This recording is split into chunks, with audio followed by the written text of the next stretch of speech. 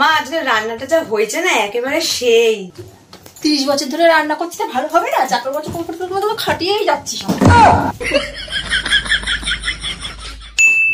মা একটু চুপ করো তো, আমার একটু দরকারি ফোন আসছে। 30 বছর ধরে তো চুপ করে রয়েছি, কোনোদিনও কোনো কিছু বলার সুযোগ দিছিস? হ্যাঁ কি করে?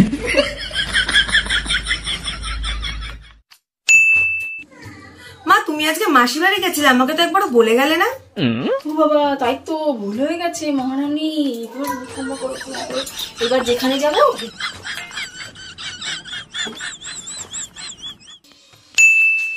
মা এই গানটা শোনো, দেখো ভালো লাগবে। হ্যাঁ দে শুনি, সারা জীবন তো শুনেই আসছি। তোর বাবার, তোর বাপের মায়ের একটু গান শুনি।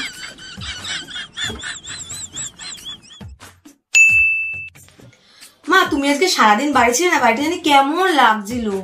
আমার বাড়ি থাকলে তো সারাদিন চিল্লায়, মা বাড়িতে থাকলে তো আর চিল্লামিল্লি শুনতে হয় না। কি করে?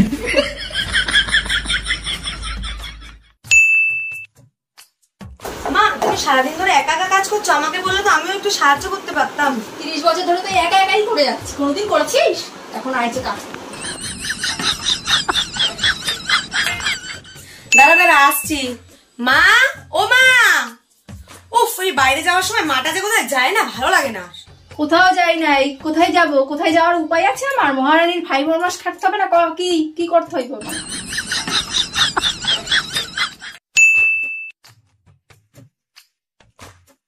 বাবা কি ব্যাপার মা, ঘরটা আজকে এত চকচক করছে?